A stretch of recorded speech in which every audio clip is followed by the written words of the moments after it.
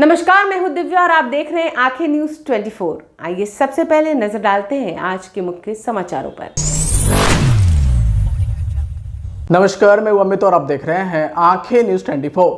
भाजपा के प्रदेश अध्यक्ष दिलीप जायसवाल ने तेजस्वी यादव को खुली चुनौती दी और कहा कि डिबेट कर ले हमसे तेजस्वी यादव। उन्होंने कहा कि तेजस्वी यादव के पिता लालू यादव चारा इतना खा गए कि बिहार कर्ज में है और दिक्कत हो रही है। अगर लालू जी सारा पैसा लौटा दे तो बिहार को दिक्कत नहीं होगी।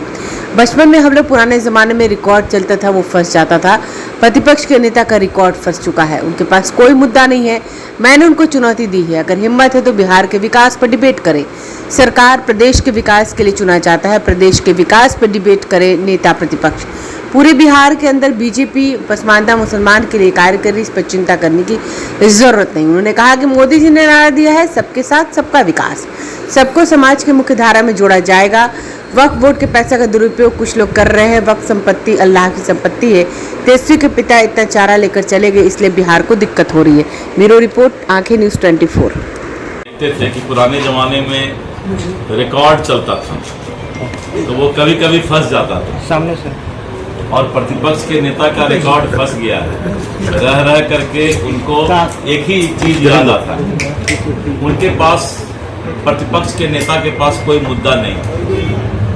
मैंने उनको चुनौती दिया है और पूरे इंडी गठबंधन को चुनौती दिया है कि अगर है हिम्मत तो बिहार के विकास पर डिबेट करके दिखाएं। सरकार किस चीज के लिए चुना जाता है? सरकार चुना जाता है कि जो भी प्रदेश है उसका विकास हो। बिहार के विकास पर अगर प्रतिपक्ष की नेता की हिम्मत है तो वो हमसे डिबेट करके देख लें।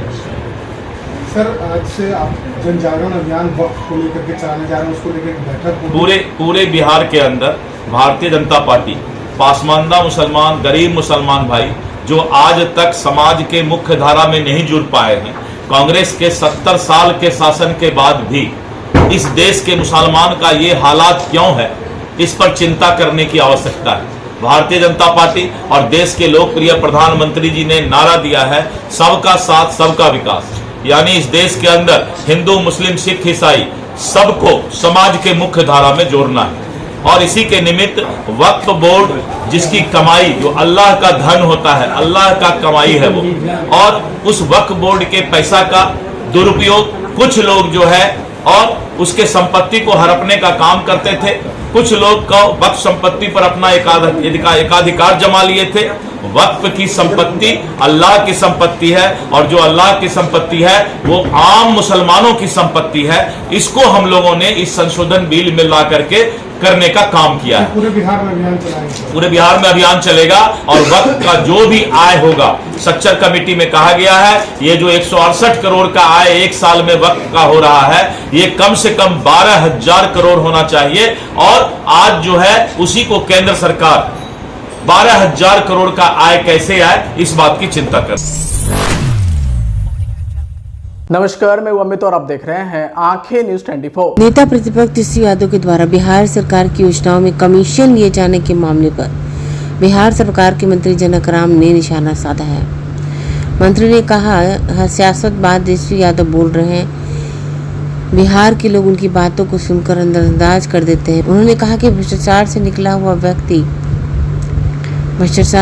हुआ नेता भ्रष्टाचार पर ही बोलेंगे। तेजस्वी यादव भ्रष्टाचार पर बोलने का उनका नैतिक अधिकार है। बिहार की जनता निर्णय लेती है। भ्रष्टाचार जिन लोगों ने किया उनको हटाकर जेल तक का दौरा कराना पड़ा। मुझे लगता है जनता जब जब चुनाव होता है विकास के मुद्दे पर जनता निर्णय लेती है। घर में कला है और यूपीए और कांग्रेस ये देश के सबसे बड़ी भ्रष्टाचारी श्रृंखला में शामिल थी। तो यूपीए और कांग्रेस को लगता था कि देश में सबसे बड़ा भ्रष्टाचारी तो हम लोग खुद हैं, लेकिन कांग्रेस के आड़ में श्री लालू प्रसाद यादव जी, श्रीमती राबड़ी जी, श्री तेजस्वी यादव जी उनसे बड़ा भ्रष्टाचार करने वाले निकल गए। अब ये दोनों भ्रष्टाचारियों की लड़ाई वापस में हो रही है। वो कह रहे हैं कि हमसे बड़ा आप भ्रष्टाचारी कैसे हो सकते हो। अब यहाँ की महागठबंधन सरकार कह रही है कि हम क्षेत्रीय पार्टी, हमसे बड़ा भ्रष्टाचारी आप कैसे। ये भ्रष्टाचारियों की आपस की लड़ाई है बिहार की जनता एनडीए के साथ। मुर्शिदाबाद घटनाओं कैसे देख रहे हैं? लगातार हिंदुओं पर हमला हो रहा है, तस्वीरें सामने निकल के आ रही है।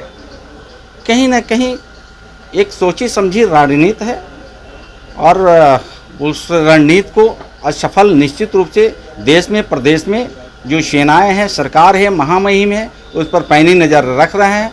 आने वाले दिनों में उसको भी कहीं ना कहीं निस्तारण होगा, समस्या का निराकरण निश्चित रूप से।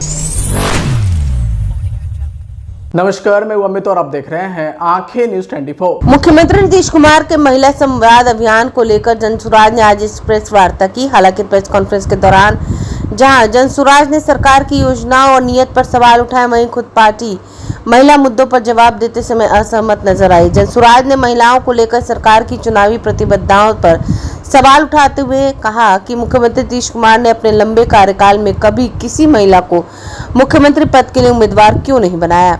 इसके साथ ही उन्होंने यह भी सवाल उठाया कि जेडीयू और एनडीए गठबंधन में महिलाओं को कितनी चुनावी सीटें दी गई हैं और क्या ये सच्चे मायनों में महिला सशक्तिकरण का उदाहरण है। यात्रा शुरू की। सवाल ये है कि इनको महिला की याद इतनी तेजी के साथ, इतनी जोरदार याद क्यों आ रही है और महिलाओं से संवाद करने की जरूरत क्यों महसूस हुई। नीतीश कुमार जी तो अब तक ये दावा करते रहे हैं कि महिलाएं हमारे साथ हैं, तो जाहिर सी बात है कि कहीं ना कहीं उनको समझ में आ रहा है कि महिलाओं का मोह भंग नीतीश कुमार से, उनकी पार्टी से हो चुका है और अब महिलाएं जनसुराज के साथ आ चुकी हैं, प्रशांत किशोर जी के साथ आ चुकी हैं। चूंकि हम महिलाओं के सम्मान की बात करते हैं, महिलाओं के हक की बात करते हैं और जनसुराज एक ऐसी पार्टी है जिसने 40 सीट देने की महिलाओं को बात की है और सस्ता ऋण 4% ब्याज दर के हिसाब से उन्हें सस्ता सरकारी ऋण दिया जाएगा ताकि वो आत्मनिर्भर बन सकें, अपने पैरों पर खड़ी हो सके। नीतीश कुमार जी ने महिलाओं के लिए क्या किया है? 20 साल तक उन्होंने सिर्फ महिला वोट बैंक को साधा है, महिलाओं के वोट के बदौलत सत्ता भोगा है और कुर्सी से चिपके रहे हैं। अब महिलाएं जान चुकी हैं कि नीतीश कुमार जी की निगाह में महिलाओं की क्या इज्जत है।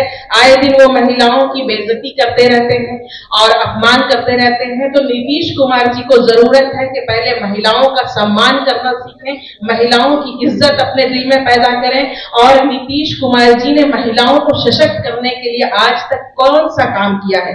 आज से 2005 के बाद से साइकिल, बच्चियों के लिए साइकिल वितरण और ड्रेस वितरण का काम किया और उसका गाना आज तक गाते रहते हैं और उसी को आज तक भोगते रहते हैं।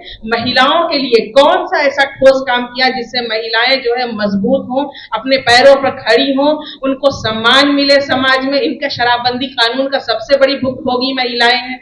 अभी बीपीएससी का जो आंदोलन हुआ तो बच्चियों को पुलिस पीट रही थी। समाचारों में वक्त हो चला एक छोटे से अंतराल का। पटना में कई वर्षों से शिक्षा में अहम योगदान दे रहा है Gyansthali high school Alamganj Patna city, जहां 10वीं और 12वीं की बोर्ड परीक्षाओं में 100% अंक प्राप्त कर रहे हैं बच्चे। एक ऐसा स्कूल जहां न केवल होती है पढ़ाई बल्कि साथ ही साथ होती है कल्चरल एक्टिविटी, स्पोर्ट्स एक्टिविटी से जुड़े गेम्स, मैथ ओलंपियाड से लेकर साइंस ओलंपियाड, जहां बच्चों के लिए स्कूल कैंपस अत्याधुनिक सुविधाओं से लैस, छोटे बच्चों के लिए वाहन और ट्रांसपोर्ट की विशेष सुविधा। तो देर किस बात की, आज ही कराएं अपना नामांकन Gyansthali high school Alamganj Patna city में, जहां नामांकन की प्रक्रिया जारी है। संपर्क करें पुलिस चौकी Alamganj main road near Alamganj थाना पटना बिहार 800007। ब्रेक के बाद आपका फिर से स्वागत है। नमस्कार, मैं अमित और आप देख रहे हैं आंखें न्यूज 24। बिहार सरकार के खेल मंत्री सुरेंद्र मेहता ने कहा है कि तेजस्वी यादव मुंगेरी लाल के हसीन सपने ना देखें। एनडीए अजय बहुमत से बिहार में सरकार बनाएगी। बताते चले कि शनिवार को बिहार सरकार के खेल मंत्री सुरेंद्र मेहता बेगूसराय पहुंचे, जहां उन्होंने खेलो इंडिया से संबंधित एक प्रेस वार्ता का आयोजन किया। इस मौके पर पत्रकारों द्वारा पूछे गए सवाल के जवाब में मंत्री ने कहा कि तेजस्वी यादव मुंगेरी लाल के बिहार में एक बार फिर से एनडीए की सरकार बनने वाली है। वहीं इस मौके पर उन्होंने लालू यादव पर कटाक्ष करते हुए कहा कि लोग ना भूल सकते हैं कि लालू यादव के शासनकाल में बिहार में क्या क्या नहीं हुआ। खेल विद्याओं का प्रदर्शन प्रतिभागी संभाग लेंगे, प्रदर्शन करेंगे और ये 4 मई से 15 मई तक इसका आयोजन है। 4 मई को आदरणीय प्रधानमंत्री श्री नरेंद्र मोदी जी के द्वारा पटना में इसका विधिवत उद्घाटन होगा। 10,000 से ज़्यादा प्रतिभागी भाग ले रहे हैं 5 जिलों के अंदर, जिसमें बेगूसराय, भागलपुर, पटना, नालंदा और गया है। हम यही कहना चाहेंगे कि खेलो इंडिया का गठन करके आदरणीय प्रधानमंत्री जी ने नारा दिया, मेडल लाओ नौकरी पाओ। पूरे देश के अंदर काफ़ी उत्साह है, खिलाड़ियों में उत्साह है, खेल प्रेमियों में उत्साह है। और बिहार सरकार के मुखिया आदरणीय श्री नीतीश कुमार जी, नरेंद्र जी मोदी जी की तरह ही उन्होंने मेडल लाओ नौकरी पाओ का नारा दिया। और बिहार के अंदर खेल को गांव तक कैसे पहुंचाया जाए, इसके लिए बिहार सरकार पूरी तैयारी में है। बिहार के सभी गांवों में, सभी पंचायत के अंदर खेल का प्रचार प्रसार काफ़ी जोरों पर है और सभी पंचायत में पूरे सूबे के अंदर खेल के मैदान बनाए जा रहे हैं। और आने वाले दिनों में ये खेल के क्षेत्र में बिहार दुनिया के मानचित्र पर कैसे आगे हो, इसकी तैयारी में बिहार सरकार लग गई है। निश्चित रूप से आने वाला दिन खेल बिहार के लिए स्वर्णिम दिन होगा।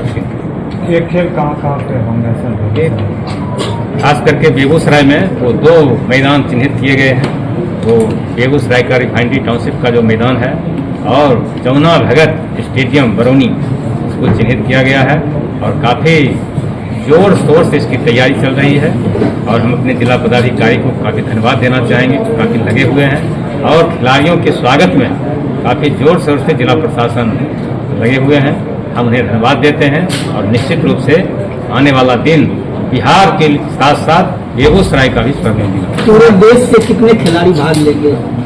पूरे 8 राज्यों से खिलाड़ी लोग आने वाले हैं, बालक बालिका। और 10,000 से उसको ज़्यादा कहिए कि खिलाड़ी और उसके जो टेक्नीशियन हैं सब लोग आ रहे हैं। नमस्कार, मैं अमित और आप देख रहे हैं आंखें न्यूज 24।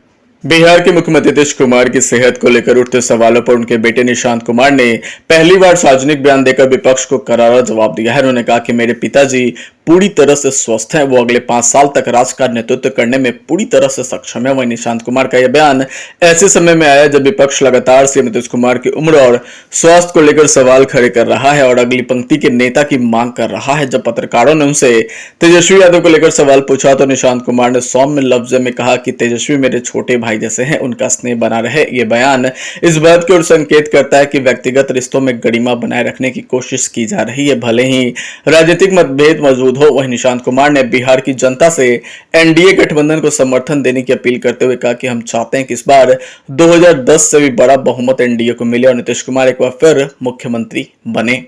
तो वहीं उन्होंने जदयू कार्यकर्ताओं को यह संदेश भी दिया कि वे घर घर जाकर 2005 से पहले और बाद के बिहार के हालात को समझाएं और सीएम नीतीश कुमार की उपलब्धियों को आंकड़ों के साथ पेश करें। पिछले कुछ समय से निशांत कुमार की जदयू में औपचारिक एंट्री को लेकर चर्चा तेज है। हालांकि इस पर उन्होंने स्पष्ट रूप से कुछ भी कहने से इनकार करते हुए जवाब दिया कि फिलहाल राजनीति में आने की कोई घोषणा नहीं है, लेकिन जिस तरह से वे लगातार पार्टी कार्यकर्ताओं से संवाद, जनता से अपील और पिताजी के समर्थन में बयान दे रहे हैं, उससे राजनीतिक हलकों में चर्चा और भी ज्यादा तेज हो गई है कि वे जल्द सक्रिय राजनीति में उतर सकते हैं। वहीं निशांत कुमार ने कार्यकर्ताओं से कहा कि जनता को यह समझाना जरूरी है कि 2005 से पहले बिहार में कानून व्यवस्था, शिक्षा और स्वास्थ्य का क्या हाल था। सीएम नीतीश कुमार ने कैसे सड़कों, बिजली, लड़कियों की शिक्षा और आधारभूत संरचना में सुधार लाया। वहीं राज्य में महिलाओं की भागीदारी, पेयजल, स्वास्थ्य योजनाएं और प्रशासनिक पारदर्शिता कितनी बढ़ी है।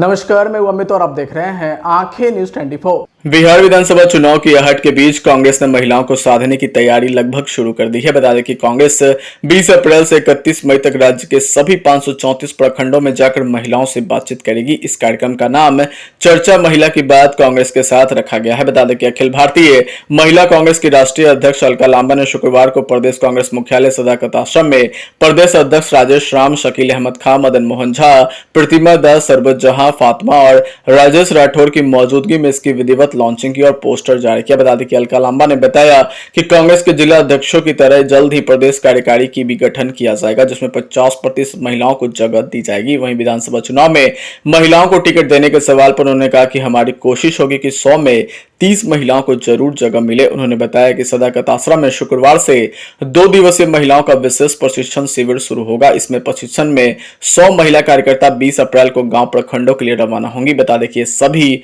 हर एक प्रखंड में जाकर आंगनबाड़ी सेविकाएं, आशा कार्यकर्ता, जीविका दीदी, मनरेगा मजदूर आदि से बातचीत करेंगी। इसमें महिला समूहों की बात सुनी जाएगी, उनके मानदेय, पेंशन, यूनिफॉर्म आदि की मांग को आगे लाया जाएगा। इस बातचीत के आधार पर कांग्रेस विधानसभा चुनाव के समय चार्जशीट और फिर घोषणा पत्र जारी करेगी, जिसके जरिए भाजपा के राष्ट्रीय अध्यक्ष अमित शाह समेत अन्य एनडीए नेताओं को भी घेरा जाएगा। वहीं मुख्यमंत्री नीतीश कुमार के महिला संवाद आयोजित करने पर प्रतिक्रिया देते हुए अलका लांबा ने कहा कि यह संवाद नहीं विवाद बनेगा। नीतीश कुमार कमजोर मुख्यमंत्री हैं जिनकी विदाई तय है। कांग्रेस क्या महिला मुख्यमंत्री का चेहरा आगे करेगी? इस सवाल पर प्रदेश अध्यक्ष राजेश राम ने कहा कि इन सारे विषयों के लिए समन्वय समिति बनाई गई है। आज के लिए बस इतना ही। अगली बार हम फिर हाजिर होंगे, तब तक के लिए देखते रहिए आंखें न्यूज़ 24।